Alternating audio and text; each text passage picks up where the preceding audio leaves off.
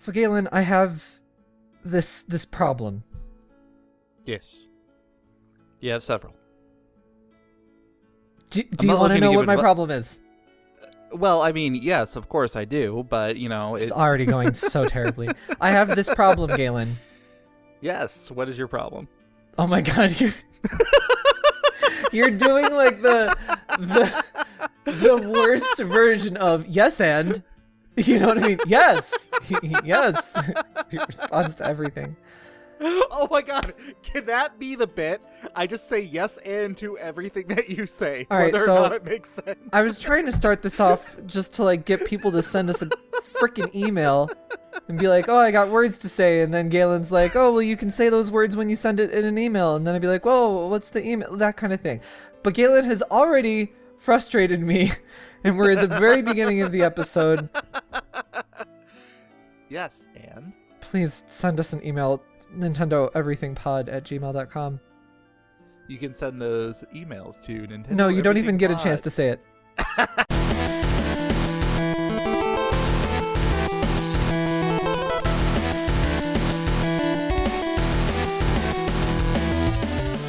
Hello, my beautiful bubbles and bobbles. Thank you for joining us on the Nintendo Everything Podcast, episode 42. I am your host, Oni Dino. With me, I have a bubble that don't bobble, but he do wiggle and he do jiggle. It's Galen. You know, in another life and another time, I was all about the bobbling, but I could never quite get a hang of the bubbling. So, yeah.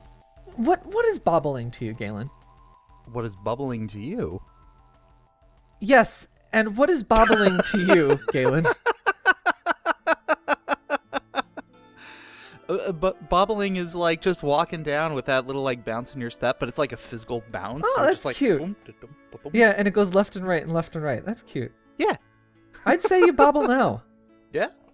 Maybe then I you were still the got it. inspiration back in the 80s for the bubble bobble. Just call me. What's the little guy's name? Bud? I think it's Bud. Just call me Bud. I will not. So hey, remember last episode when I told everybody, oh, what guest do I have planned for this week? Mm-hmm. Well, guess what? I totally just can't do scheduling at all, and I forgot that I don't have a guest planned for this week, but maybe I do for next week. Cool. So what are we talking about today on the Nintendo Everything Podcast 42? We're going to be talking about a lot of game announcements and new details for upcoming games this year and in the near future. Mm-hmm. Like Shantae. Nice. Bobble. Mm-hmm. A Hat in Time, and many more. Mm-hmm. Then we're going to be talking about like Super Nintendo stuff because Nintendo Switch seems like it's going to be getting some SNES games coming soon. I hope. God, do I hope. Yeah, seriously. We'll get into that and we'll figure out why it seems like it's going to be coming soon. And maybe about a Direct maybe coming this year. We'll talk about it later. Then we're also going to be talking about interesting game development news coming out of Nintendo, coming out of China, I should say. Game development coming out of China. What does that mean? Yes. This is already... What? It means that the Chinese, they are making the video games. No, but I mean like out of... Never mind. Galen is confused to this. Get unconfused by staying to listen to the show. Yes. And let's get this over with as soon as possible for me by talking about what we've been playing for quite a while in our adventure log this week. It's a juicy one. I cannot wait for this episode. There's something like extra awful about being able to see your face. I don't know what it is. There's something extra like satisfying about seeing that physical face palm that you actually made just a minute ago. Yeah, this I don't know, this camera nonsense that we're doing here is I don't know, it's upsetting. It gives me a shorter fuse and I already have a short fuse. It's like I have two burning Leos from Kirby Superstar blowing fire. That's a reference, I guess, for all my Curb fans. I love Kirby so much. Which I've not been playing this week. What? Okay. Hold on. What have you been playing? I haven't looked. Okay. Before we start talking about a video game that we've both been playing that definitely has been taking up a ton of our time, let me just start off with some very brief impressions on Grandia HD Collection. I'm super excited. You gotta say something. Well, you said you were going to give the impressions. Yeah, but I mean, like, I don't know, just a little bit of... I thought it was a segue. You gotta give it some verbal accoutrement. Gotta rock those mana eggs? I don't know why I expect anything. So, this just came out on the 16th, and I barely had any time to play it. Just wanted to turn it on for a couple of minutes and just get some first impressions for the listeners on the podcast. We're definitely going to be talking about it more in the upcoming weeks because I am not stopping playing that game. The train has coal shoveled in, and it's just a-going. I cannot wait to start talking about this game with you again. Yes. So I just started it off by playing Grandia 2, because that one is my favorite, my preferred of the two. I will be playing both, though, for sure. Okay. Right off the bat, I noticed just how much great update has gone into the texture work for especially the character models. Like, the environments, definitely. Every once in a while you see a texture that's like, oh, they didn't work on that one for too long, but they definitely worked on this one, like, forever. There's, like, a roof in the first town that you get to, and that's really pretty. But the character models, you can see, like, zippers and stitching on their outfits, which adds a ton of personality to the characters, and it's really great to play this game through a brand new lens. Yeah. I'm very excited to get my own hands on this game. I haven't picked it up just yet, but it definitely is on my list of things to get this month. Yeah. I actually purchased the original Grandia. I got it for the PlayStation Vita a little while ago. It was on sale, and this was like a couple of months ago, and I was playing through it, and it kept all of the original aesthetic and all of the original graphics from the PlayStation version. And then when I heard that they were coming out with this HD remake, and just recently, I think they announced a trailer of like showcasing the two games together, and it just re-emphasized how much cleaner and how much more crisp everything looks, and how much better everything looks, while still kind of like keeping that original style and that original feel to it, even compared to the first game. Yeah, I talked with the producer at E3 about it, and he was really keen to emphasize that they put a ton of work into the game, but they wanted to be sure that they did just the right balance of updating just the right amount, because they didn't want to lose the feel of the old game. Yeah. Something I really do appreciate about the second game so far is that they have kept a pixelized font. I don't know if that is intentional or not, because I remember the producer, when I was talking to him, he said that there were some fonts that they couldn't like touch because they were hard-coded. Really? Yeah, they were like hard-coded into the game, so they like couldn't change them. That's very odd. Okay. Yeah. Just, I don't know, different ways that they did different development things on the Dreamcast. With programming, it's always that weird thing that you come across. I feel it's that one aspect of, this should be absolutely easy, no problem. And then you actually get into the coding of it, and it is completely different than what you were expecting. Yeah, especially for old titles. Like, I remember I was translating a thing from Phantasy Star, and when they were doing the Phantasy Star Sega Ages version on the Nintendo Switch, they had all this crazy coding to go through, and they were like, what the hell did they do back then? And there was one enemy, Dr. Mad, and they couldn't find his data anywhere. They're like, it's in this game. I know it's in here, but it's not like in the files, like it's hidden somewhere. And it was just really cool to hear about. I love to hear about like old styles of coding and like the modern headaches that come along with it. But anyway, going back to Grandia 2 in this HD collection. Yes. So anyway, pixelized font is happening. Super love that. I really frustrated whenever I see like a pixelized game that has a really crisp font. A lot of Final Fantasy games have that for their like Steam releases or like Romancing Saga series. That really bothers me. The menus are all super snappy and load very fast, so the game is definitely smooth as you go through it, and you don't feel like you're waiting for a while. I only ever played the PlayStation 2 version. That was years and years ago, and that was the one that was really buggy. And this version for the HD collection is based on the Dreamcast version, so that's great. That's exactly what fans want. Yeah, I'm really excited to get my hands on the second one. I actually didn't play it as much as I did for the first and the third one, so I'm really excited to like kind of go into this with more of a fresh look at everything. Yeah. And also, I should mention this too for the listening audience. We talked about it a bit on the last podcast, but in case you didn't get to that part or whatever, by the way, get to that part. We should introduce what Grandia is. Grandia is a turn-based JRPG series with a really unique battle system, and it's a coming-of-age story. Both of them are coming-of-age stories with lots of memorable characters and good character writing. And just a really good, solid JRPG. The battle system, though, definitely revolutionized? Yeah, I said that right. Yeah. A lot of mechanics, and it's still an underutilized battle system.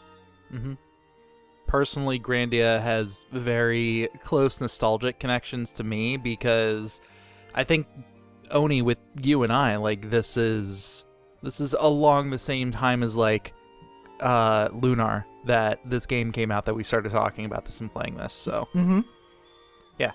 So anyway, I just only played about 5-10 minutes of this, so first impressions, very good. It's not it's not the beta build at all from what I played at E3, because that was a little buggy, which I anticipated, but considering that this came out pretty quickly after E3, I was a little bit concerned, like, oh no, is it going to launch with bugs? So far, nothing at all. It's all great, and I'm really enjoying Grandia too. Good.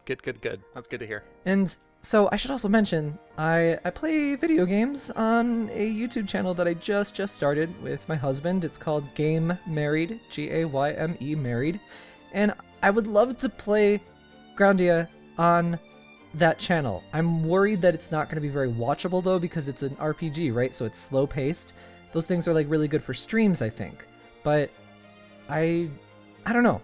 Let me know if you guys want to hear me or see me playing it or something, and we can like have a talk over it or whatever. I don't even know. Like, if there's demand for it, then I'm definitely gonna do it.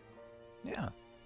And I have to say, I'm actually really liking the your guys' show so far. Thanks. It's pretty fun. It's rough, and neither of us know what we're doing, but we try and do what we can.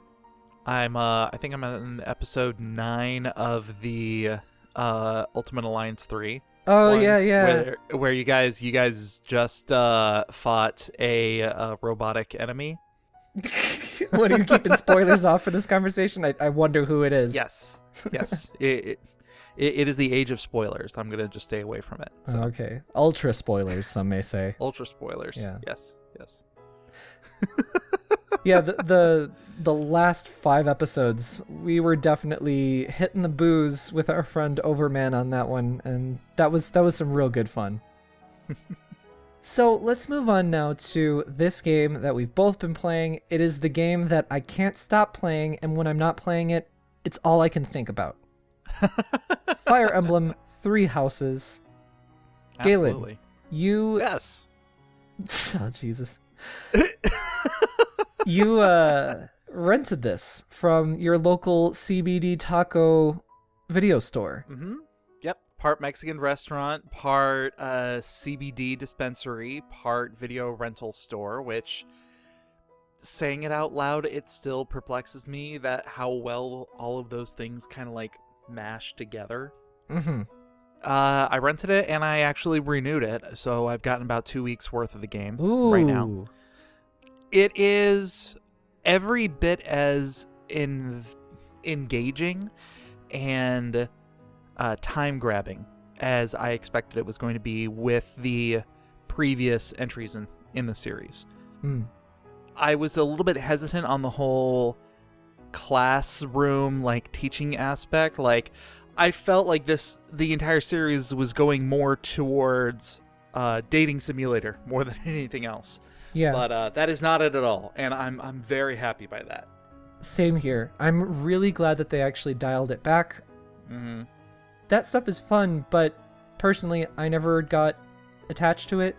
There's still all that relationship stuff in this game too. It's just that the S-links are all related to your main character. And yeah. I guess we should talk about the relationship stuff. So starting off, Fire Emblem Three Houses is a part relationship simulator and like time management life simulator, and part strategy RPG. And they're both really good. And it's up to you how much you want to make each of those two core parts the majority of the game. Do you want it to be 90% SRPG and then 10% the other? Or do you want it to do the vice versa? Like, honestly, I am enjoying this game so much as a management, life sim, and growing my students kind of simulator. Like, immensely. I usually don't even go for those kinds of games. And the gameplay loop in this, though, is so addictive and so rewarding. Like, you just feel like you're truly raising your students, and I care about them. I'm invested even in the characters I don't really like. I'm invested in their growth so much. And one thing that I want to point out is that you also have the opportunity that if there's a particular character that you meet, because the school that you're in or that you're going to, all three of the houses are involved with that, and all of them have like classes from different parts of this main continent that you're actually on. So if there is somebody from another house than what you have aligned yourself to, it's possible to kind of like find out what they're interested in, get to know them a little bit better, and slowly kind of bring them over to your house. Yeah. So you can, there's a couple of characters that is like, hey, I'm actually kind of interested in you as a character. I would love to kind to draw or grow my character in a way that they would be more appealing to what these students are particularly looking for. So, by the way, which house did you choose? Obviously I went Golden Deer. Yeah, because that is the superior house. I'm sorry, the other two are too stuffy for me. So, you Golden Deer as well? Yeah, definitely. I mean, I'm gonna play all three timelines. I love the game that much, and I'm so excited that I love this game this much because I didn't expect it at all. I was thinking it was gonna be a ho-hum experience for me, but this is so refreshing. I hardly ever get this exciting surprise out of video games nowadays, just because I know what I like. You know what I mean? It's kind of like what we talked about a couple of episodes ago when we were talking about particularly this game and if they were going to catch our attention during this year or if it was something that they were just going to pass on by. Oh, and it was our listener mail. Yeah, it was somebody wrote that in. To our email. Yes. NintendoEverythingPod@gmail.com. Pod@gmail.com. Yes, Ann. I was very much of the belief that this is either going to be a hit or a miss. Like, it's either this game is fantastic, I won't be able to put it down, or nothing about this game really appeals to me. I'm glad I rented it, and I'm probably not going to rent it again anytime soon. Like, it was going to be either A or B. There was no in between. Mm-hmm. And I'm very glad that I was right, but I'm also very glad that it leaned more towards the first option. Like, I'm really enjoying myself in this game. So how far into it are you? Like, what do you remember what month you are, or like what story beat recently happened? Just trying to avoid spoilers more. Not very far. Okay. I did the first time they sent you out into the field with your team to catch bandits and things like that. I love that mission so much. What did you think about it? I thought it was awesome. I thought it was a great introduction to the gameplay. I thought it was a great introduction to how it did a great job teaching you how to think on the battlefield with the mechanics that are there. I did feel it was a little bit weird that I didn't really get the sense that the weapon triangle was there anymore. Like your traditional, axes beat lances, and lances beat swords, swords beat axes. Like, I could tell that there were some subtle differences there, but it wasn't as dramatic as it used to be in previous games. So it's not like Pokemon critical hit if you use fire against grass. It's not like that anymore. Yeah, so I've never been like a lot of people have been harping on the weapon triangle system and saying that it's, old, outdated, needs to be refreshed, and a lot of people are really welcoming the weapon triangle system is gone. I was completely indifferent on this, and then when it was gone, I was like, oh, like, that's kind of a bummer in that one battle. But the reason that I loved this battle has nothing to do with mechanics, has nothing, just like most of my love for this entire game, nothing to do with mechanics. The battles, they're fine, they're really good, but you send in all your characters and it really emphasizes that they're children at a school. They go into battle and then they realize when they hit someone, every single character says something about hitting someone and killing someone. Some of them was fantastic. Yeah, some of them are upset, and it's incredibly nuanced. And I never expected like bespoke character development from this series that was just the 2 entries ago, just all about shipping characters together and rubbing their faces on the 3DS with your finger. This is exactly what I want out of Fire Emblem, is like incredibly deep character development. I think I said this to you before, where like, yes, the characters are tropey, but they're all so well written and they all have these great stories to them. I just found out some interesting stuff about Bernadette, who is in the Blue Lions, Black Eagles, I think. Yeah. I just found out some really cool stuff from her just by going through her support conversations, and I'm not going to spoil anything, but she went from a character I didn't like all of a sudden to being like, oh wow, this is why she is the way she is, and they wrote it in there. Fantastic. Was Bernadette the one who likes to stay in her room? Yeah, her. Okay, I know exactly who you're talking about. So the part of the reason I don't like her too, though, it is because I'm doing the Japanese voice, and they have her doing like the kind of Lolita voice, just like cry and like, gotcha. Oh, you're terrible, and that kind of thing. And if I recall correctly, because I played just a bit with the English voices and then the Japanese voices, and then I decided to go which way.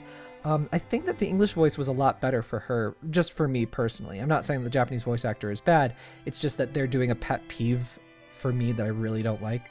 So suddenly I like her so much more. And there's moments like that with every single character, it seems. There's not a character I dislike, really. Just being in the Golden Deer, there's Hubert and Deju in the other 2 houses that you can't interact with very much, so you don't get a lot of character development from them. So those are the ones that I know the least about. But you build the support conversations through dinners, through all these different activities that you have throughout the monastery, and you learn so much about their character development with each other. And that's my favorite part. So that begs the question, are there any characters from the other houses that have particularly caught your attention that you would want to invest more into to try to bring over to your side? Yes, definitely. I have a lot of them, and I will talk about them, but I would like you to answer that question first. What characters are interesting to you that you're thinking about recruiting? So it's interesting, like, I see value in all 3 of the houses right now. I find the morals and the philosophy and standing of the Golden Deer to be the ones that I most relate to. Like, there's no sense of hierarchy. There's no sense of, like, nobility that goes into it. It's just, hey, we're a bunch of misfits, but we've been making things work, so let's all get this done together and let's all work together. Like, that appeals to me much more than the, well, hey, we have a kingdom to rule, or hey, we have a duty to serve the people. Like, it's a much more grounded, realistic outlook on things, and that's what made me choose the Golden Deer when I made my choice. But I found the main protagonist of the Blue Lions, Dimitri. Dimitri. I found him much more intriguing as a character. I'm not like, there's something going on there, and I want to know more about it. Yeah. As I am going into the story a little bit more, I'm not too far into it because I've been spending so much time just wandering around the monastery and talking to people and trying to build up social supports by feeding all of my chillins the delicious dinners. That way I can increase the support. In the story, like, so far, because I'm the Golden Deer... Come to my table, children. Oh, do you like vegetables? I have vegetables for you. Oh, you like sweets? Come here. I will eat 19 meals per day, even though you can only eat 1. So in the story, I am at this part where I'm like, man, Dimitri seems very gallant in a very respectable way, where he does care about the commoners, and he cares about the commoners as a noble. And there is that clear separation between the class systems with him, but he wants to help people because he's in a sense of power. And then Edelgard, there's more to all these characters for sure, but Edelgard just kind of seems like a bitch to me right now. So I'm kind of like, whatever. But I'm gonna play Everybody's House. I'm gonna figure out how it goes because it's getting more interesting, and I'm excited with this like platform that they have on the story where there's this school funded by the church that brings everybody together. And then there's people who believe in the message of the church. There's another church that's warring with them. There's people who don't believe in the church, like Shamir. She is one of my favorites. She was one of my favorite designs when I saw her first. She's the one with the purple hair, shortcut. Yeah. She's an archer, and she is a knight who doesn't believe in the church. And I think it's so interesting to have this platform with all of your characters to expand their character. Each character feels totally different to me. Or, not totally, but like noticeably different. Yeah. And that's the other thing, like when going through the characters, I thought that the Black Eagles were the ones that I was going to least relate to, just because I really don't like what they stood for when they were doing like the promotional trailers and whatnot. Yeah.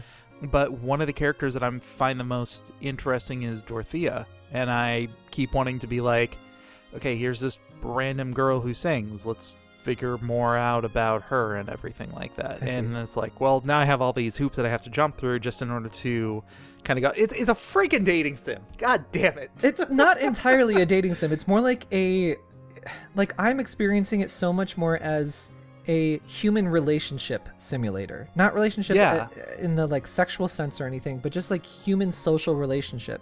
And I love that. I love introducing these two characters together that makes perfect sense. And then you learn so much through those C, B, and A support conversations. A lot of times, too, like the C conversation starts with like an argument or a disagreement. Like I got Leonie and Marianne together, and they went up to like, I think B right now where I'm at. But the first two was a complete misunderstanding because Marianne is completely meek and like poorly spoken when it comes to human beings, and Leonie is kind of simple in the sense that she comes from a hunting village, she comes from a rural area, and a lot of things are not black and white but very simple to her when they're more complex than they really are, especially human relationships. And she misunderstands that Marianne doesn't want to hang out with her when Leanne is trying to, or Leonie, did I say Leanne? I meant Leonie. Hey Leanne, what up? I'm thinking about you apparently. Leonie is trying to reach out and like be a friend to her and stuff, and then Marianne screws it up, and then they have a big argument, and then your next support conversation is just so much more intriguing to you as the player because you want to get them in good standing. You don't want that to be like the last thing that they have together. Yeah. And going back to like what you're saying about like bringing people together into your house, there's two different ways to do that. One way is to up your stats as a professor in these two stats that the student not appreciates, but like idolizes. So like, for example, if you're the person you're trying to recruit is a magic user, they're probably going to want you to be good in magic, because otherwise why as a teacher would this student join a teacher that, you know, has poor magic skills? It makes perfect sense. And I can't believe it really does. how perfectly these two ideas fit together in Fire Emblem. Anyway, so there's that, or you can just build up your support level with them through eating together or doing quests together, participating in battles together. You can ask them to give you mission assistance where they don't gain any experience, but they can gain support with you. So you just pair them up with you, and then you just build support because you're battling with each other. And it's so much fun because you can make this game how you want it to play. Like at the end of each week, do you want to just rest? Which is a terrible idea. Never rest. I can't see any never merit. rest. Never do it. There's way too much to do in this game. You just explore the monastery and you talk to people and you give people gifts and stuff, or you go out onto the battlefield and you fight some bandits and stuff and you gain support that way and gain levels that way, or you hold seminar. Like, it's so much diversity and so much awesome choice. It's fantastic.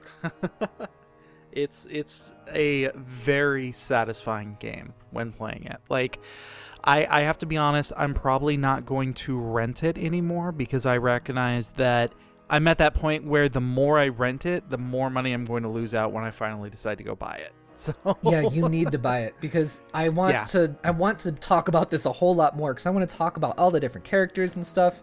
Oh yeah. I love Leonie. I think that she's so relatable in that she's always like, oh, I don't want to waste anything, so like I take not table scraps, little pieces of material and stuff, and I sew them together, and then they're, you know, my rags for when I'm battling or training or whatever. And then if you go to her room, even like there's good environmental storytelling because if you go to her room, she has textiles and stuff laying on the floor there. And I mean, you go to Claude's room and it's a disheveled mess and the bed's not made. There's books laying everywhere. You go to Lindhart's room. Lindhart is the sleepy boy from the Black Eagles. You go You go to his room and he's got books laying everywhere because he loves reading, but then he's got like a made bed and an extra comforter or like extra duvet on his bed because he loves sleeping.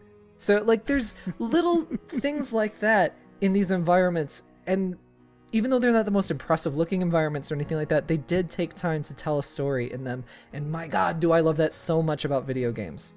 Well, and that's the best way to do detail, is that they're there for the people who are looking for them, and they don't change the story and they don't dramatically like hinder the story if you miss out of it. But if you do notice it, it's so satisfying. Yeah, I just can't wait to keep playing more of this. I'm constantly thinking about it, and right before I even go into battles, I'm looking up the support conversations beforehand on the wheel on there, just to see, okay, who needs to build up what, and like who's already built up, so that way they don't, you know, fight together. I'm just micromanaging everything, and I couldn't be having a better time. It's incredible. Maybe give it a month or so when we both get a little bit more experience with this game. Maybe we should do a spoiler cast or something. I think so. We can talk more about it. I really think we should. I was trying to think like, what would be our next spoiler cast, and I think this is it. Either that or Grandia. I would love to have a spoiler cast on Grandia too. ¿Por qué no los dos? Why not both? That's what I said in Spanish. Oh, yeah, I got that. Also, I would love to talk to any of our listeners who want to chat about this because I just am so intrigued in the characters in this game. Tell me your thoughts about them, write into us or whatever. Let's get a dialogue going. Let's just talk about this really great and bespoke character writing. Like, what is happening? Like, I never expected this out of this series. So good. So let's get to talking about some news. We got a lot of little announcements to go through and then some interesting stuff to discuss. Yes. Hi, I'm Daisy. So kicking this off, Game Freak trademarks Little Town Hero. In both Japanese and English. Cool. So this might be the full title of Town, which is the game that was revealed sometime around this time last year. That would make sense that this is called Little Town Hero because the premise of that game was that the entire story took place in one single village. It's gotta be. I mean, we've heard so little about this game. This has gotta be it. Yeah. And also interesting to note, we haven't heard like pretty much anything since it was revealed almost 1 year ago. It's still supposed to come out in 2019, I guess. I'm fine with it, like slipping like December, January, February, whatever. Like anything before November is just too packed. Yeah. I saw somebody in our comments, and I wish I could remember who that guy or girl's name was. And they said it should have been Small Town Hero. And I totally agree with them. I'm hoping that Little Town Hero is just the Japanese title, and then in the English-speaking countries in particular, they're going to call it Small Town Hero, because small town it's almost like an English phrase, right? It's sometimes it's written as one word, sometimes it's hyphenated, so that is perfect. For Japan, that phrase does not exist, and like when you say the English word in Japanese, sumoru, like it makes me just personally think of like a t-shirt size or like a coffee when you're ordering a coffee. That's the only time I really say that kind of word. So the word little is like a cuter word in Japanese, ritoru. It just sounds like cuter, and it would make sense from a marketing standpoint why they would call it that. Yeah. I had the idea of calling it Folk Hero, just because it's a little bit shorter. It sounds, I feel it's also pretty catchy. Small Town Hero, I also really like too. I'm hoping that with an actual like trademark on the name, if this is in fact the name, I'm really hoping that we do get to hear more details about it, because this is a pretty big thing to hear that Game Freak is kind of branching out from the Pokemon IP into something new. Well, they have been making other games. Game Freak has. Just none of them have been big hits or, in my memory, particularly good, or at least personally particularly interesting. This is the only game from them that I've been interested in. So we'll see. Yeah. I can't imagine that Game Freak would release Pokemon and then also this game at the same time. That wouldn't make any sense. And this is a small scale new IP. It's too crowded at the end of the year for this. So just go ahead, push it back. That's fine. I'm already concerned about Astral Chain, for God's sake. I don't want that game to fall to the wayside or anything. Nintendo's doing a so-so job of pushing it right now, but beforehand, I don't think they did a really good job of marketing what is this game. Okay, there's a lot of really cool fighting in it, but what do you do in the game? Do you solve missions? Is it mission based? Is it open world? They haven't done a good job of communicating that to consumers. And sort of on that note, the Fire Emblem also, leading up to the release, I thought it looked kind of so-so. This Fire Emblem is so exciting. None of the trailers told me that. Should we go back to the adventure log and talk about it some more? No. We'll talk about Fire Emblem so much more as this goes on. I want to keep talking about it. Yeah.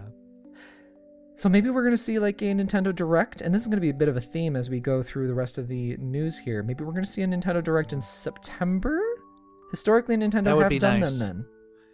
Yeah, that would be nice. It's been long enough since the last one that I think it's about time to kind of get some more detailed information on what the rest of the year is going to be. Because, we know a couple of things are due to come out. We know we're going to get the Pokemon. We know we're going to get Legend of Zelda.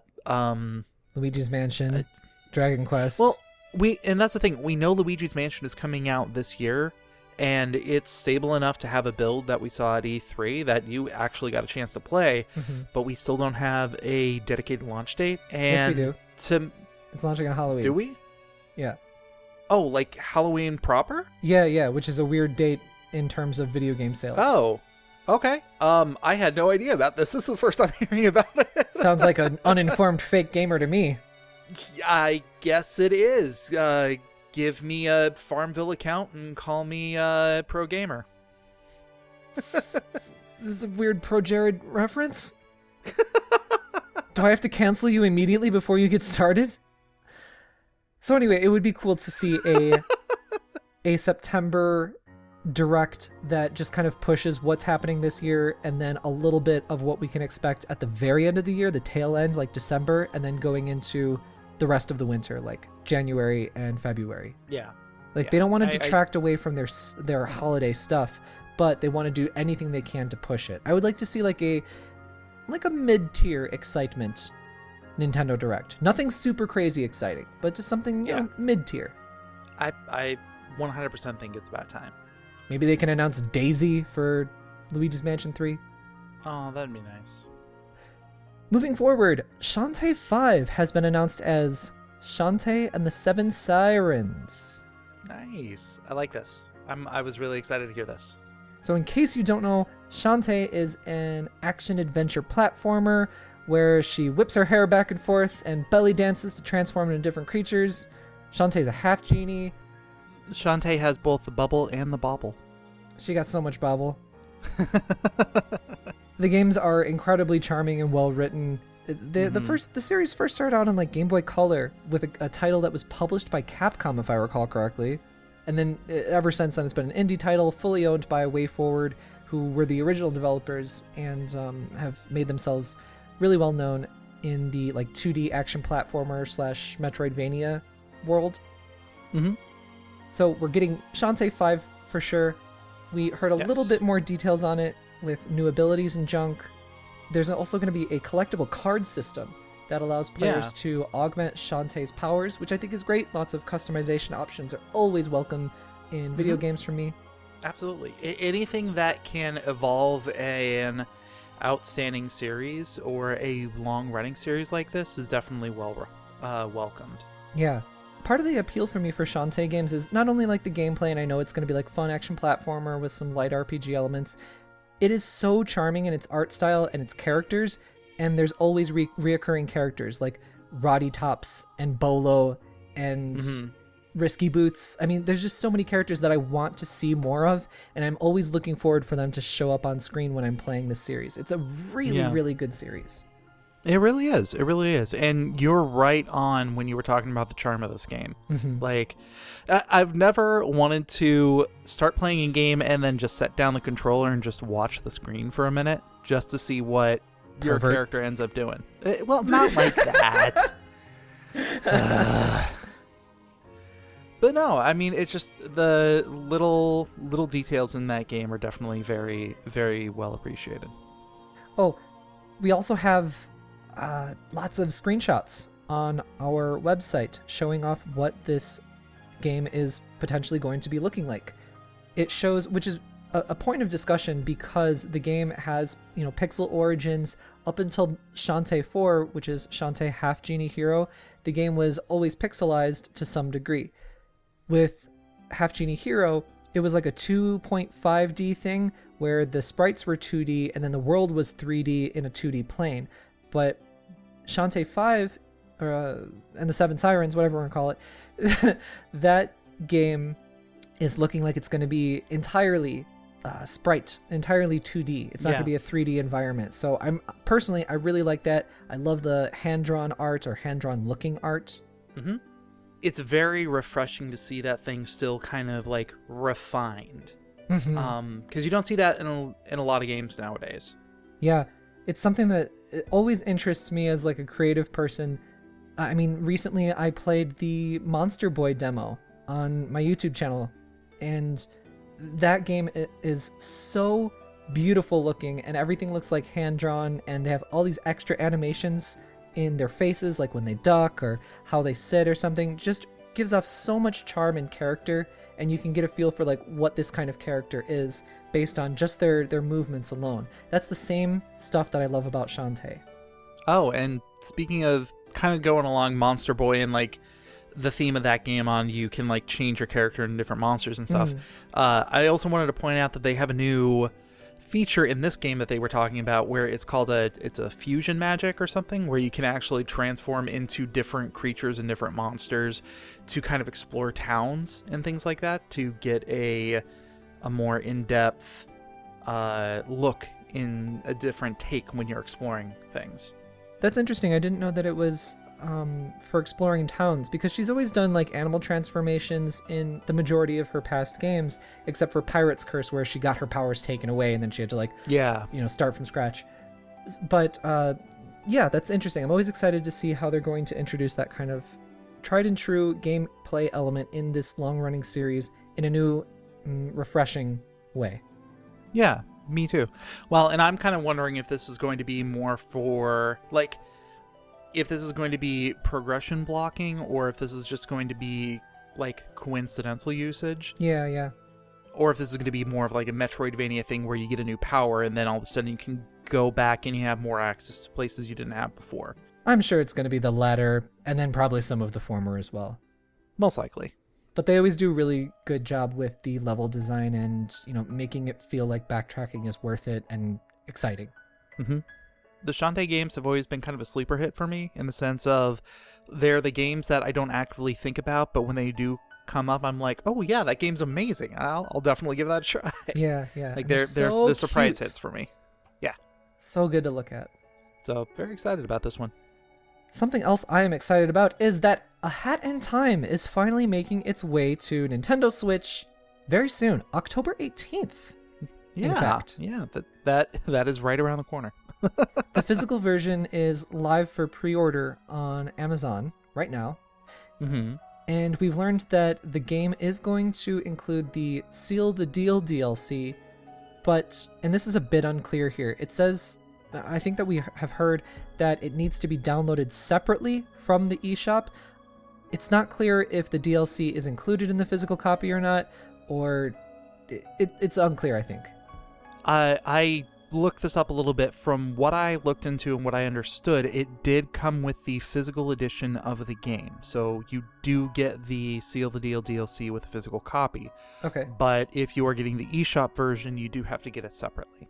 But it seems like it's still included in the eShop version, so it doesn't seem like it's going to cost you anything extra. Yes. It's just an extra download, which, fine, whatever.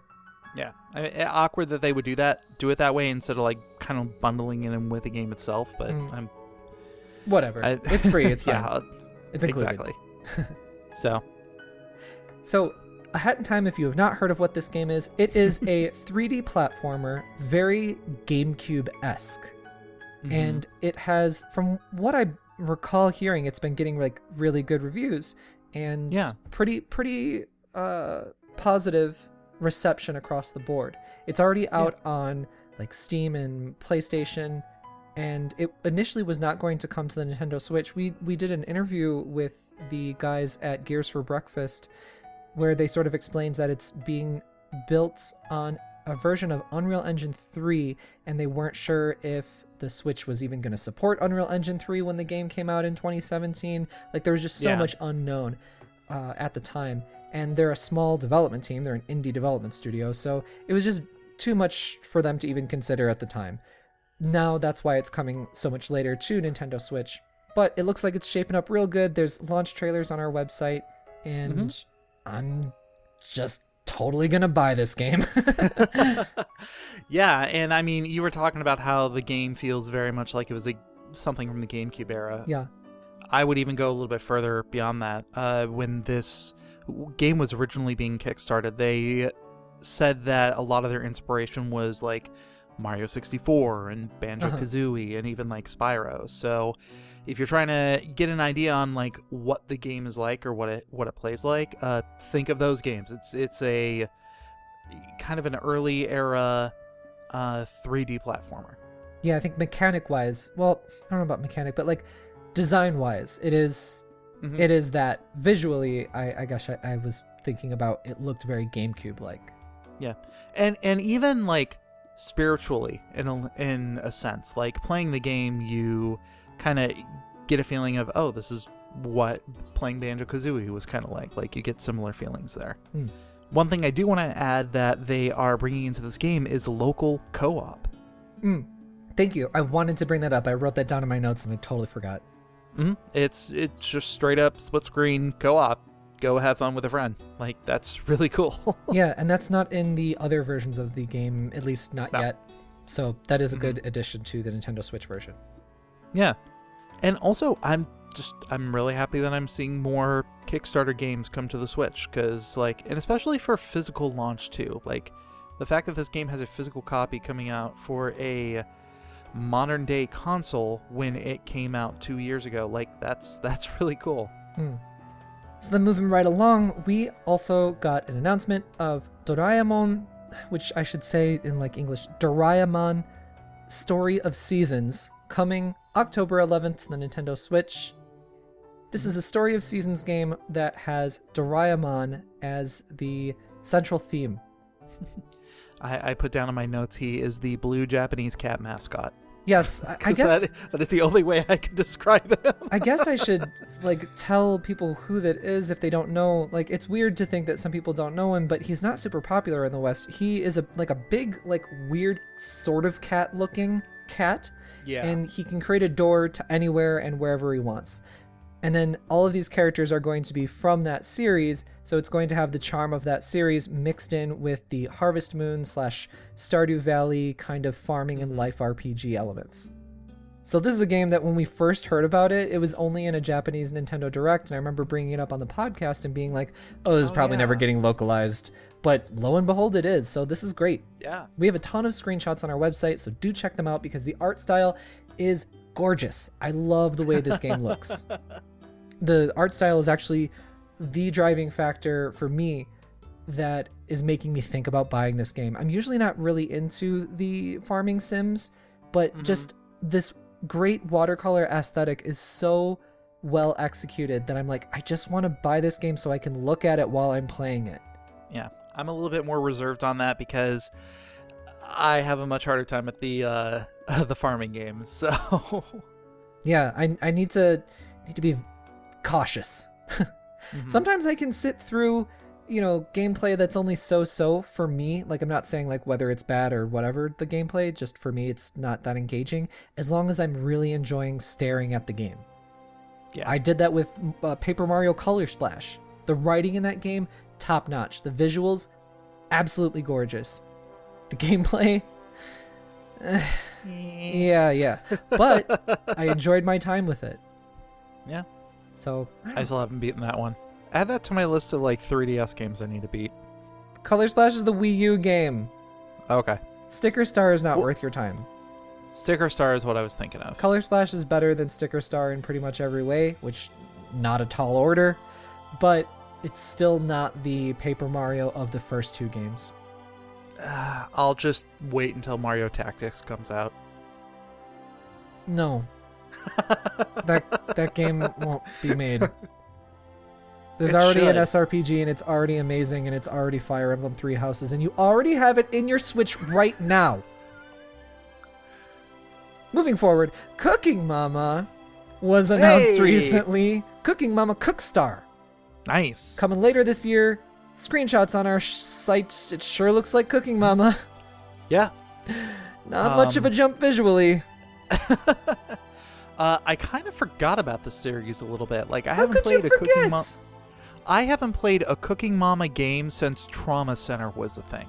All right. Trauma Center is a good series. That's the Trauma series Center that is a people good forgot series. about. But like, I was looking this up ahead of time because I was thinking that like Cooking Mama 2 was the last one I was actually aware of, and no, there's been like 6 games in the series so far. There's a trillion, Yeah. and I've never played one, so I'm like, what is the appeal of these games? Like, genuine question. I'm not trying to be like, stupid Cooking Mama. It is a level of mastery that goes to. You're not selling it. Being able to hone your skills in the sense of getting your timing down when you're putting in different ingredients, micromanaging your, like, what ingredients you put in first, how long do you keep it in there, you want to put your onions before you put your meat in, and then it just... Plus, it's also got a bunch of Mario Party-esque waggle mini-games in there. Yeah, like So, on the Wii and people stuff, like that. right? Mm-hmm. I do want to point out that from what I can find, this is actually the first console Cooking Mama game since the original Wii. Oh, okay. Yeah. First console game was Cooking Mama World Kitchen back in 2008. Okay. So it has been 11 years since we have had a console-based Cooking Mama game. So I thought the appeal of this game was that, sort of like what you said with the micromanaging, but I thought that it also teaches you to cook as well. I mean, putting in onions before meat or whatever, that makes sense. So I thought that it teaches you to cook, and that's why I'm like, well, I know how to cook. I'll play a different video game. Called actually cooking. That way I can eat the food. No, I will play a video game. I love cooking, though. Like, check out my Instagram and stuff. I put my cooking stuff on there all the time. I love cooking. It's healing for me.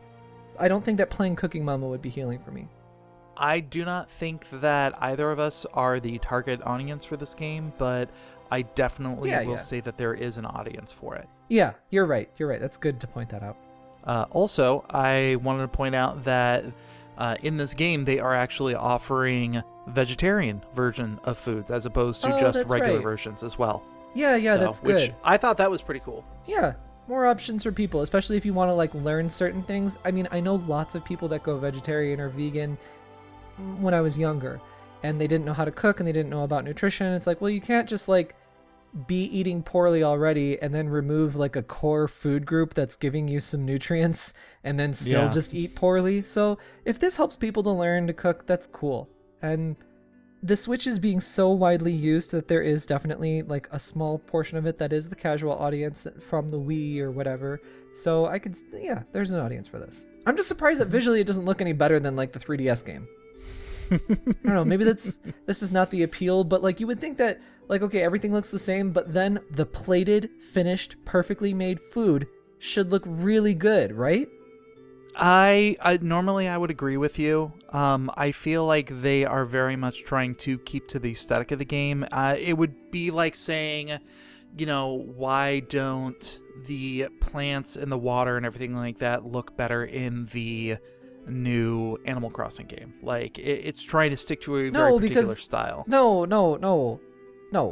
I disagree. Because you're making the food, and part of the appeal is that you're learning to cook, right? So...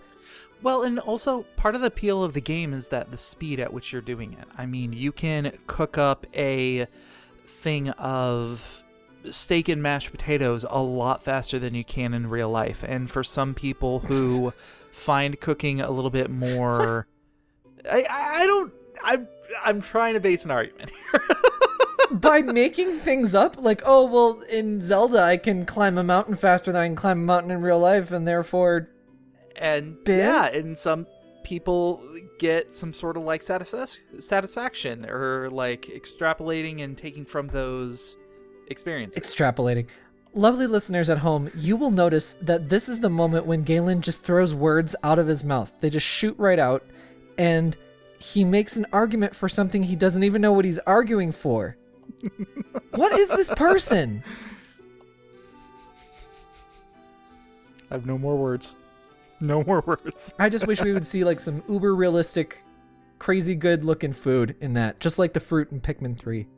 I think it would be out of place. But that would actually be what would be awesome about it. So in Pikmin 3, you know what the Pikmin aesthetic looks like. And then suddenly there's this lemon that looks like a lemon. Or in Paper Mario Color Splash. Didn't think I would mention this game twice on the freaking show today. It's been a weird episode. You use your thing, stickers or whatever they were, and then suddenly the most hyper-realistic lemon gets cut by a hyper-realistic sword, and it's just weird. That would be great. It would because it whatever. We've talked about Cooking Mama way longer than I've ever even thought about Cooking Mama. Let's move on. You know what game also has cooking? Fire Emblem 3 Houses. It does. I feed my children so good. That's my primary method of increasing motivation, so that way I can teach them more, and then the bonds, so that way I bring them over to my house. I bring them over to my house so they can kill their father later. You're already on a list where you have to tell other people that you're a Nintendo player when you move into a new neighborhood. You don't need to be put on more lists. You're on people that you a cook million for children more to bring lists them over than to your I house. am. Including Fake Gamer. Including all the party lists. What?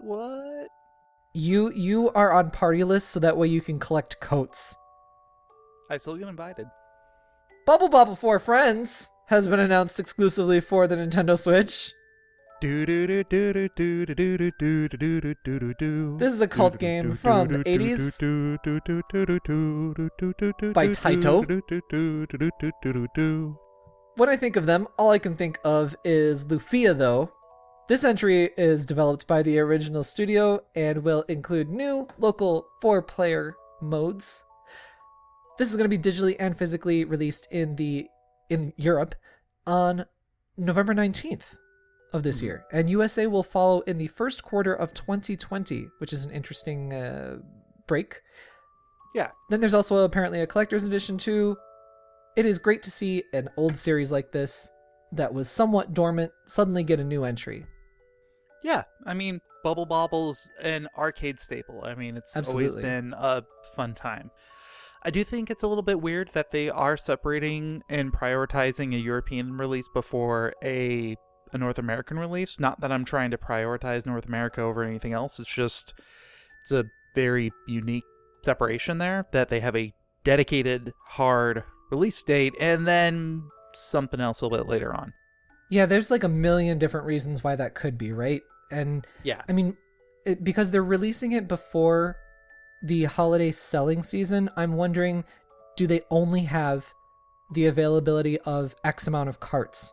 So yeah, they're saying, okay, let's sell it to the market that is anticipated to sell less, just hypothetically here.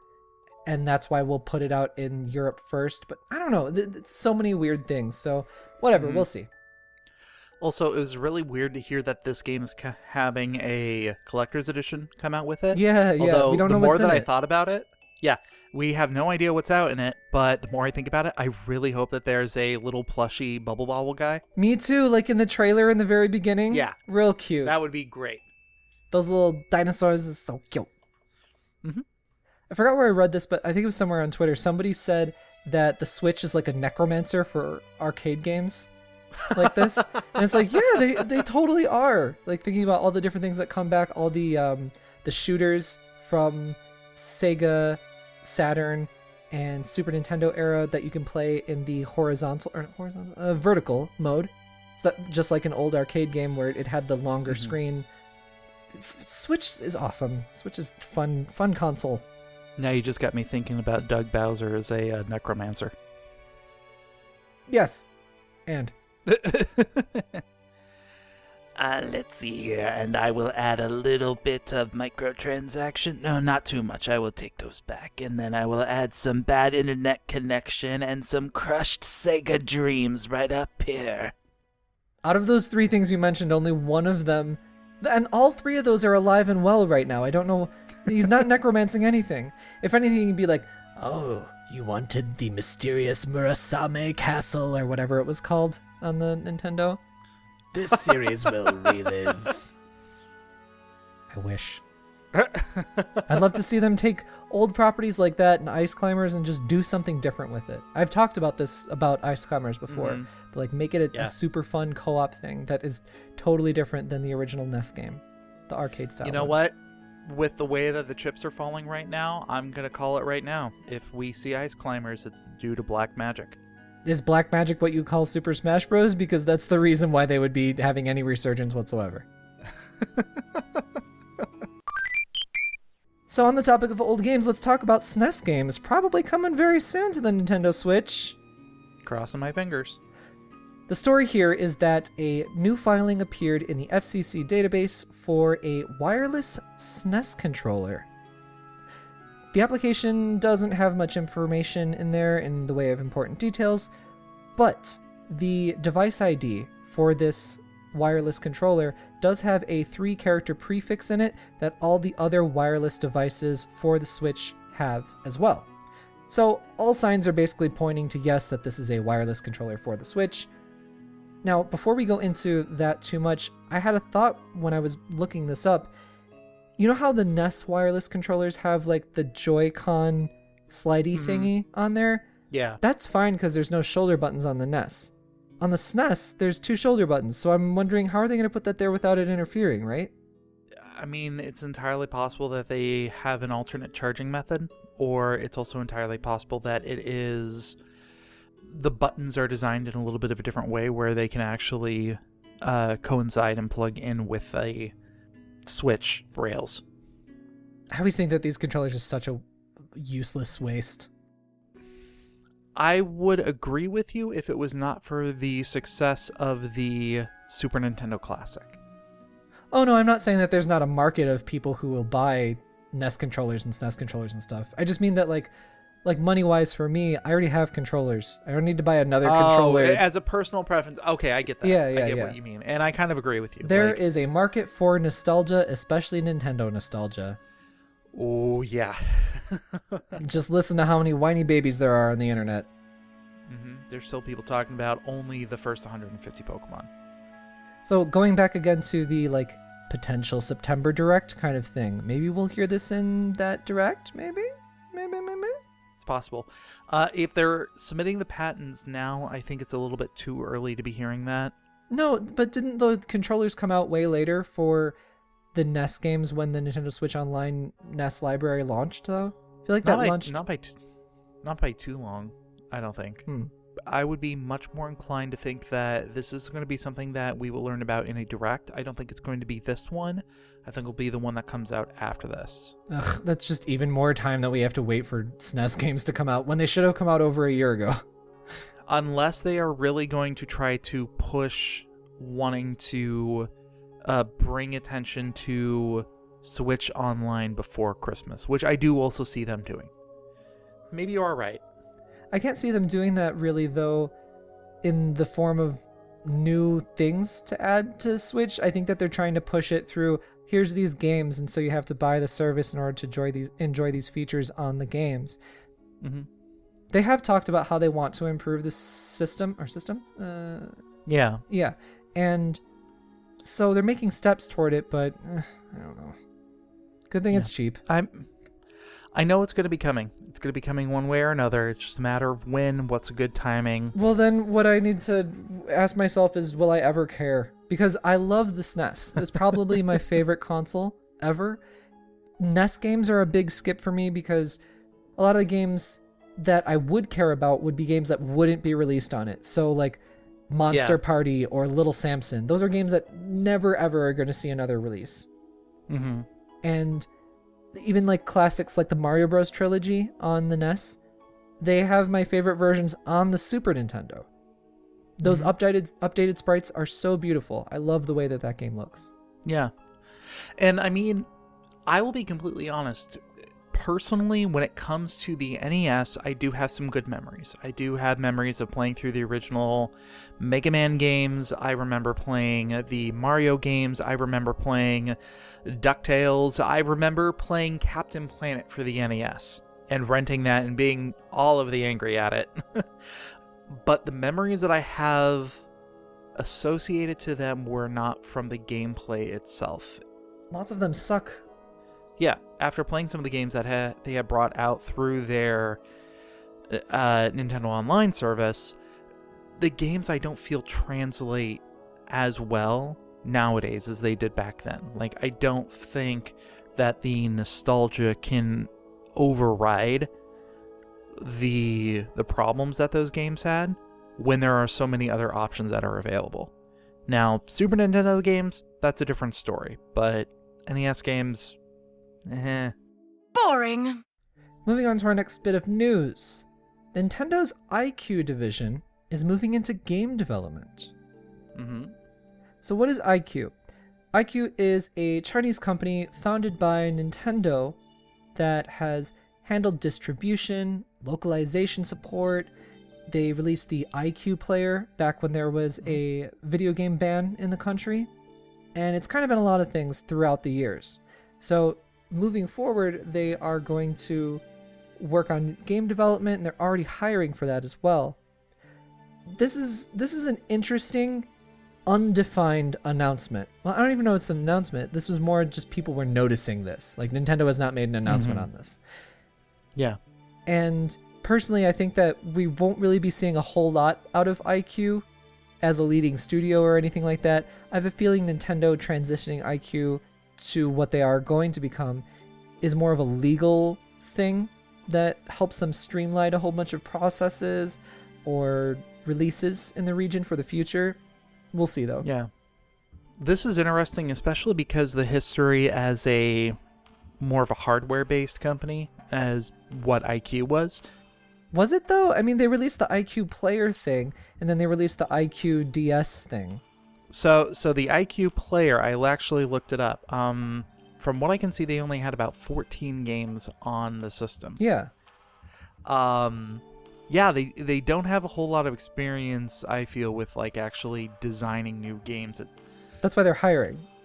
Yes. And also, I can't help but thinking the other announcement that they made not too long ago with the Rabbids game, or the Chinese Rabbids game. That's a Ubisoft game, though.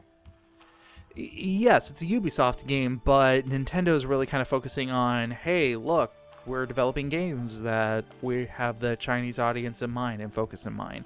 And I wonder if this is an extension of that desire to want to do that. Possibly, yeah. We're just going to have to see what they do with it. So I was trying to think about this a little bit on what could be some of the benefits of Nintendo making this transition, not just in the game development sphere, like something that's like reading between the lines, right? So yeah, just for example, thinking hypothetically here, say there's some sort of rule in the Chinese government that says if at least 40% of a game is made within China or by mainland Chinese people, it doesn't have to face import regulations or something like that, just hypothetically there. This could be Nintendo's loophole for that. Dialing it over to something that's not related to video games, I many years ago worked for a company that built these particular machines, and they were super popular. We wanted to get them into Japan and the rest of Asia, so we opened up a joint venture in Japan. Therefore, no import regulations, no export control, none of that stuff. It saves tons of time, turnover, money because of the amount of people handling it. That was when we knew we were ramping stuff up. So this could be Nintendo transitioning this company that's already established, because it's probably pretty difficult for a foreign entity to establish a new company. This is them transitioning this to just make it do whatever it needs to do for the Switch releasing in China in the near future. Yeah, and I mean, I didn't think of the business logistics of it when it comes to like taxes and importation laws and things like that. I've worked in that stuff, so I always think of it. Yeah. This very may well be part of that avenue. Yeah, I think of it very much more of that than genuine game development. Yeah. As a call out, if any of our listeners do happen to have more information or more knowledge when it comes to importation laws in regards to video games and things like that, I'd love to hear your opinions on it. And uniquely to China, because China is the one that we would be talking about here. We had some comments on our website from, and I wrote their names down, Scott B. and IndieLink, that informed me that Sony has a Chinese initiative already to help developers grow in mainland China. So they were theorizing that this initiative from Nintendo could also be similar. After I looked into it a little bit, thank you very much to those two people with the links and stuff that you gave me. That's more of like a publisher to developer relationship, helping indie devs grow and give them like a platform and showcasing their work and make games for Sony. So I don't know. I don't think that this is what this Nintendo thing is going to be what that is for Sony, but we'll see. So let's move on to some additional DLC. Galen, what do you have to share with all of our lovelies out there? So, going to an oldie but goodie for me. This week I have a card game. It is called Epic Spell Wars of the Battle Wizard. And I have to say it like that because it's actually in the instructions that you have to say it with a dramatic wizard voice. So it's a card game, and very simple. You don't have to build a deck or anything like that. You've got a shared pile of cards, and the idea is that you are a wizard wanting to cast spells and kill all the other wizards. And you choose a character from a select of ones that they have there. The names escape me, but it's like this frilly techno princess, this necromantic kitten, or like this giant who's like sitting on top of a village for some reason. It's really bizarre with its sense of humor. But the idea is that you have a beginning, a middle, and an end of a spell. And the cards that you play kind of like shape that spell itself. So you could be like, hey, this one is casting a fireball, this one allows me to roll extra damage for it, and this one gains me a treasure that I can go ahead and use. And your idea is just to literally kill all of the other wizards, but it's a set of matches. So if you're the first wizard to die, you start the next round with a dead wizard card, which gives you a little bit of a bonus in the next round. So no one person has too much of an advantage all the time. I played it with a buddy of mine over the weekend. Haven't played it for a while, and the game is a lot of fun. I highly recommend checking it out. I linked a trailer to the game that the makers, Cryptozoic, went ahead and put out. So, yeah. That's great. You're quite the card game aficionado. I'll definitely enjoy my card games. So, a lot of history with that. So for me, I have a new video on YouTube from Stop Skeletons from Fighting. Love those two people so much. Derek and Grace, always putting out great content, really thoughtful and insightful stuff about stupid video games or stupid practices or just weird and wild things. These are things that I also love and I really share a passion for. This video is called How Netflix Got Pulled into Microsoft's Console War.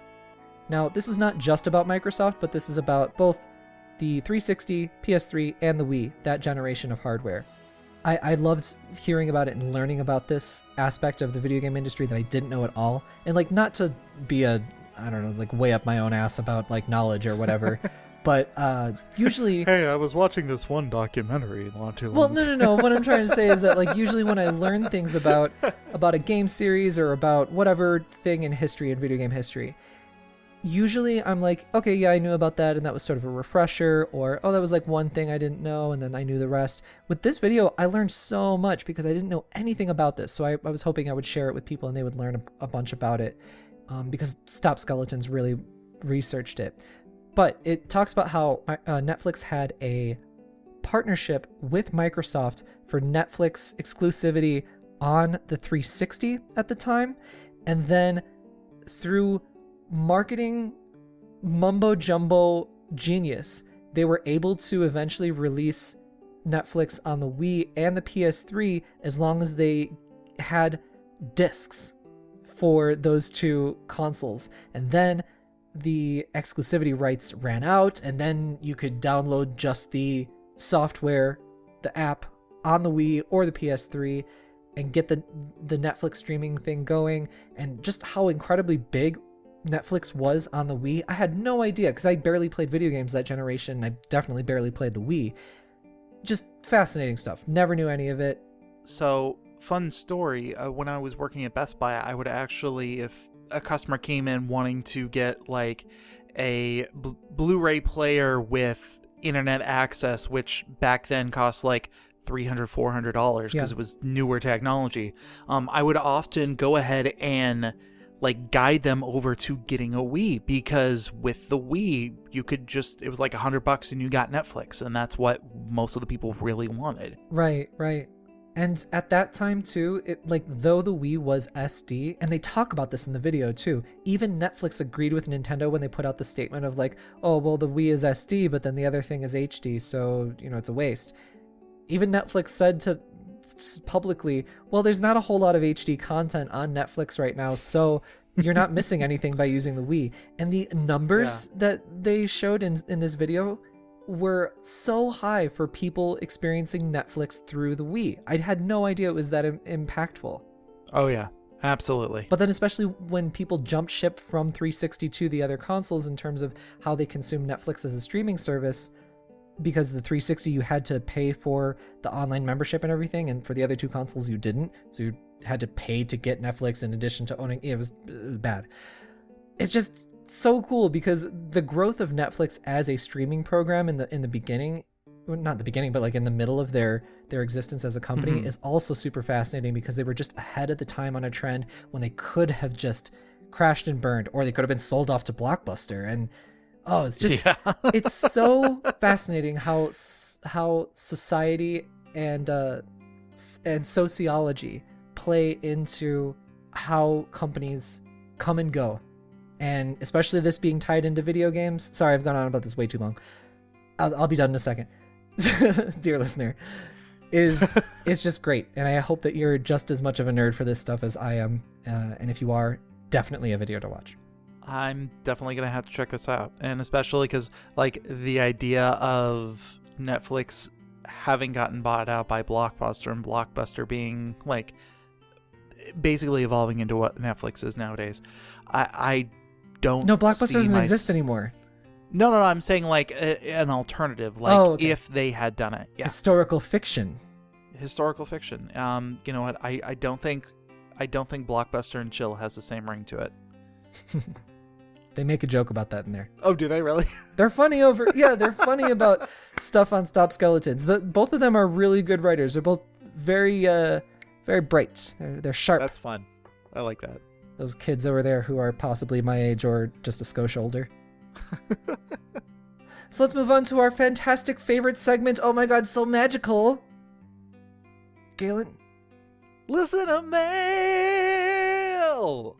Listen to mail! If you have complaints about Galen's conduct on this show, and you have love letters for my personality, or if you would like advice based on love letters for your personality. I don't know. I was trying to think of like one of my good things, my good qualities, and nothing came to mind. Just like a void.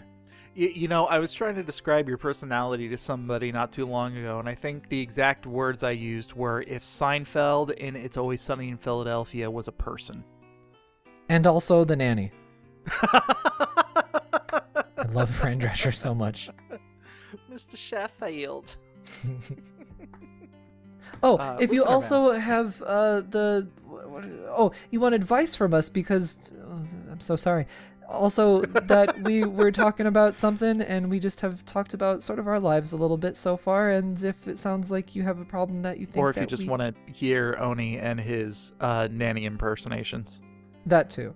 I will do my best because I always like to, especially, I don't know, I've lived a negative enough life and I'm turning so much stuff around in my life and I want to help make other people laugh or smile or just enjoy whatever, give them advice. There's a lot of things that I wish I had learned a little bit earlier in life, so if I can pass that on and let somebody learn something a day sooner than they would have learned it, then I feel like I made a difference.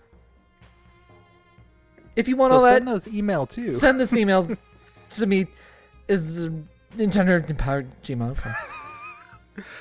For those who don't speak incoherent dribble, send those emails to nintendoeverythingpod@gmail.com. And your email might send on the sip. And your emails may sound a little something like this. I love how we have to have like a subtitle bar for you now. So this week we have an email from Jenny. Jenny. Hi, Jenny. Jenny. Jenny writes in, Dear Meanie Kong and Jolly Kong. I really like that one. Nice. Galen's Meanie Kong. Yes, because you are so Jolly Kong in Shut this up. dynamic. I am Jolly AF. Yes. I've been listening for a few months now, and I very much appreciate when you two go off on tangents. There's better things to listen to, but thank you. I appreciate it. Don't tell people to stop listening to the show. Who are you? Here's a question for you that hopefully sparks a good discussion. Have you ever disliked or hated the first game in a series, but loved the second one, or vice versa, and why? For me, it's Metroid Prime and Metroid Prime 2. The second one I had so much backtracking that I got bored halfway through. I liked the third one more and I really enjoyed the characters they introduced, but nothing beats Prime 1 for me.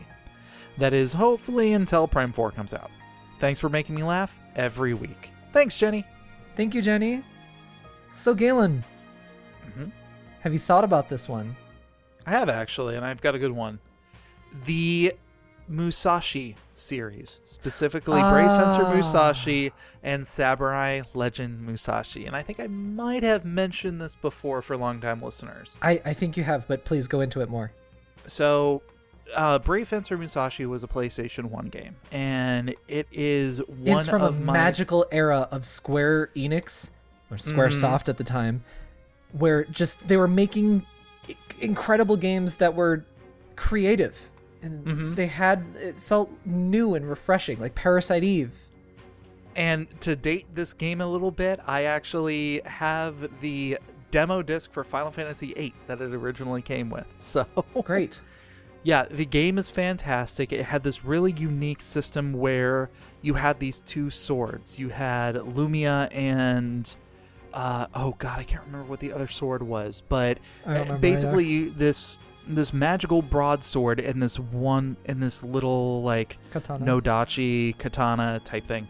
The katana was interesting because you could throw it at an enemy, absorb the enemy, and you actually gained their powers in a Mega Man-esque style.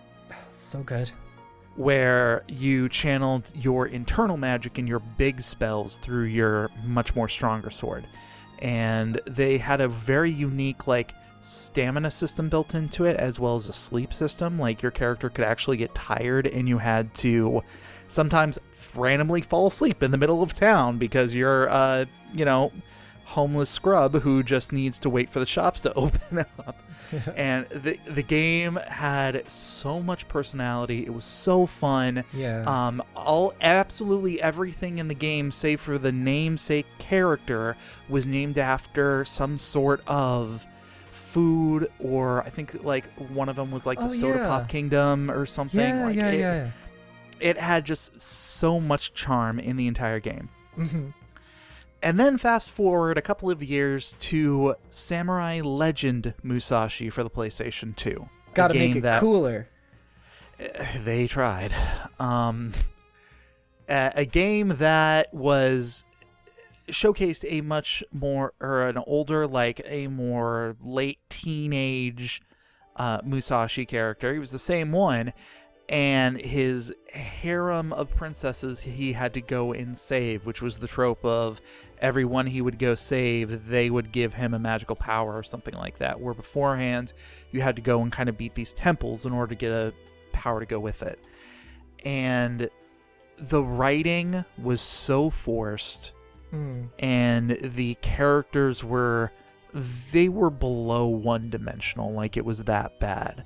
And the main character's name is, or the main antagonist's name is named Gandrake. He was like an evil king or an evil prince. And I remember this because Musashi actually uses the line, "What are you talking about? You can't do that. Gandrake will own you." And I just, my whole body just cringed. Yeah. Like actual shudders. Like, oh my God, no. I'm gonna chip a tooth over here. The spirit of the game and what made that game so unique was just absolutely torn out for me. So that is a franchise that I will always remember with both fondness and regret. Just like life. Fond and Just disappointing like regret. Life.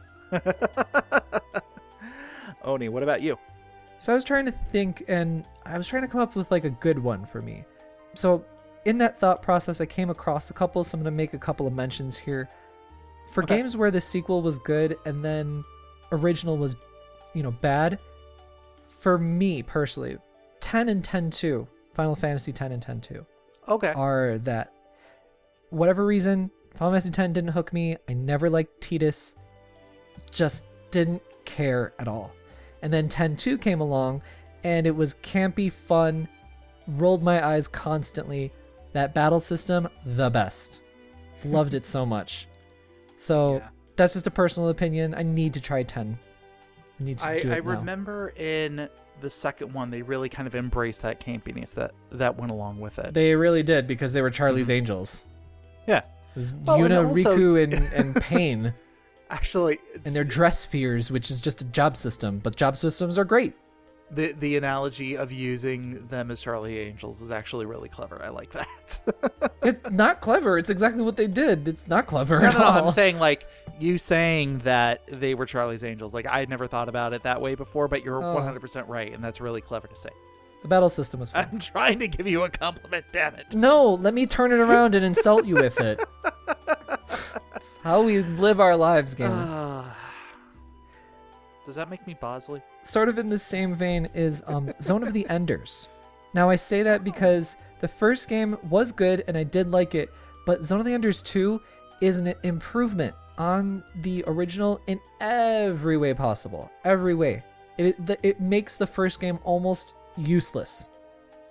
They even make the main character from the first game more entertaining and engaging in the second game.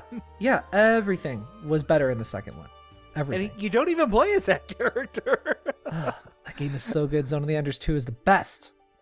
Did you ever play the Game Boy Advance version they came out with? There was a Game Boy Advance version of Zone of the Enders? Yeah, there was. Did Konami have like a really big thing for the Game Boy Color and Game Boy Advance? Like, what was going on there? They did like Metal Gear on Game Boy Color.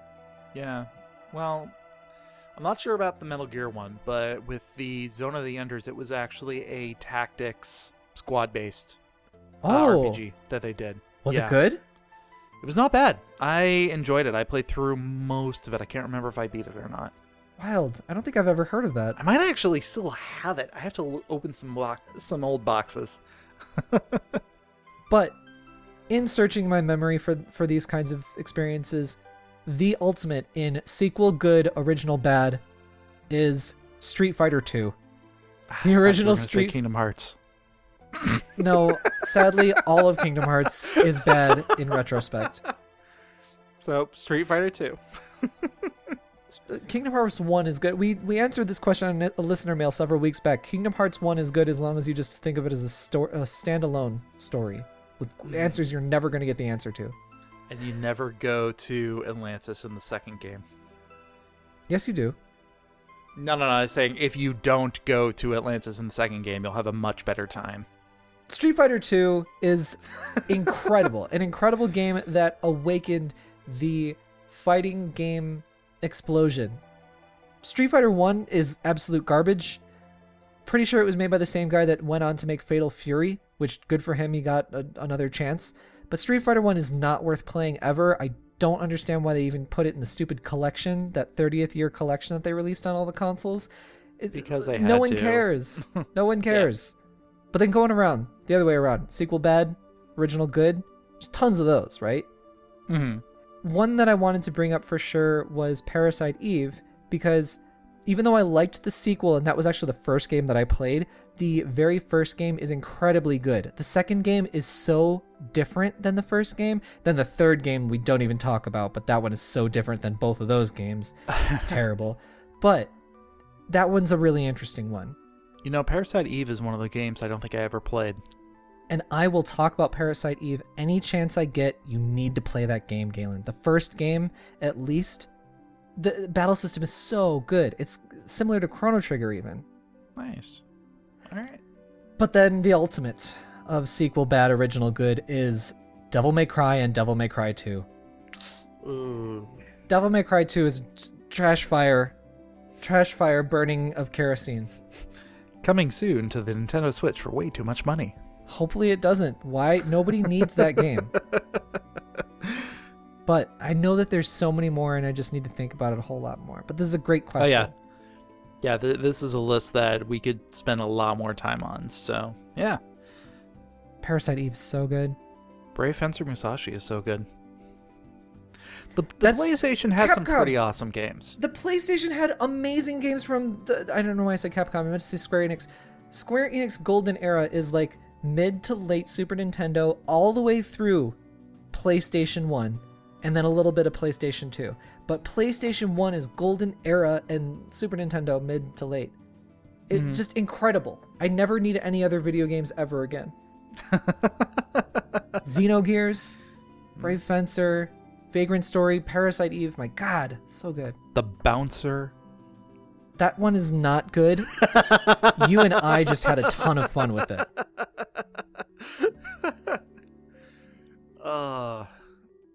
Sora's real dad, Sion.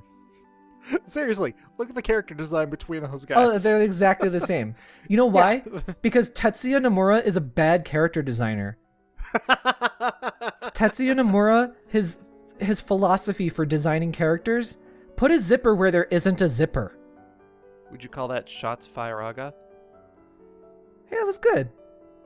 Pew, pew, pew, pew. That was real good. That was a good one. Thank you. I'm so tired of Nomura. Get out of here. Runin 15. So what is coming up? What is coming out? Why'd I say it like that? Boy, am I tired. On NintendoEverything.com. We just have I just combined like 4 words. Combined 5 words. Words I'm saying backwards and together. We released a review recently for Omega Labyrinth Life. You should check that out. Dennis worked real hard on it. We also got a Mario and Sonic interview coming out soon, if it isn't out already. And also Contra Rogue Corps interview coming out soon. I played that game at E3. Surprisingly fun. Not what you expect out of Konami these days, but good effort. I'm liking it.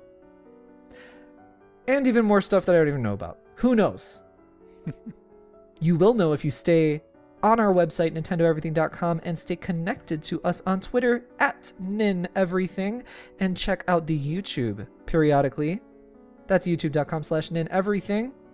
Then If you want to yell at me and my personality on Twitter, that's at Oni_Dino. And if you want to look at what I do as the cooking mama that I am, you can go to my Instagram at Oni__Dino. And then if you just can't get enough of my voice, you can watch my YouTube channel that I'm figuring out on the fly with my husband, Game Married on YouTube, GAYME, Game Married on YouTube. We also have a Twitter. I think that's at Game Married. I think it's a retweet bot, and then I also use it to follow you back and communicate with you lovely fans that want to talk about my YouTube junks there. We got lots of games coming up in the future. A lot of things are up in the air too. I'm definitely doing something for October because of the spookies. I like to get spooked. Are you gonna have scary games? Oh, definitely. And we're not just going to play like some really awful free horror game off of Steam. We're gonna play like good games like Resident Evil, Fatal Frame, so much more. Oh, I would love to see you guys play Fatal Frame. That would be amazing. Has your husbando ever played it? Cliff has never, no. Cliff has never played Fatal Frame? No. Ooh, please do that. Please. This is an actual, like, subscribed fan request. Please make this a thing. And have him play it? I want to see that happen. I'm wondering if some of the controls and the mechanics are a little bit too of the era for him, though. We can try it out. We'll see. Didn't they come out with one for the Wii? They did. There were 2 on the Wii, and then there was one on the Wii U. Do that. Yes. Do that. But before October, we have some other games coming up, like more Marvel, Ultimate Alliance 3. Got some retro indie games. I'm going to play Never Give Up at some point. Thinking about trying out Oninaki and an indie game called Chasm, which is very much just Symphony of the Night. So much more. I've got a Twitter. What's the Twitter, Galen? If you guys want to follow me and whatever random ramblings I have going on, you can find me on Twitter at Mobius087. Argue with him about anything on there. Clearly, he'll Please defend do. something he doesn't even know he's talking about. Please do. That is my favorite thing, to just pick a side and go for it, regardless of if I know what I'm doing. Pick a side and dig your heels in the ground. Yep, pretty much. Makes no sense. It's gotten me this far. So since you've hung around this long, you should go hang around on Apple Podcasts, which is now what they call old iTunes, and then give us a rating on there, because that is the best way to support our show. You've been listening to us for a while. Help give back by appeasing the algorithm gods, and maybe they'll put our podcast in front of some new eyes and get some more listeners, get some more projects happening on the Nintendo Everything podcast, new guests, new events. Got a lot of things cooking in my Cookamama kitchen. I said that wrong. Whatever. It's late. You know what? I'm gonna let it sit. I'm gonna let it stay because I like it needs to par bake. Yeah. Just saute those onions first. You'll be fine. So, let's see if you can remember how to do it, folks. I can't remember. I'm trying. For over 40 episodes. It's been over 40 episodes. Tune in next week, and for everything Nintendo, that's it. Stay tuned to Nintendo Everything. What do you expect? Bye-bye.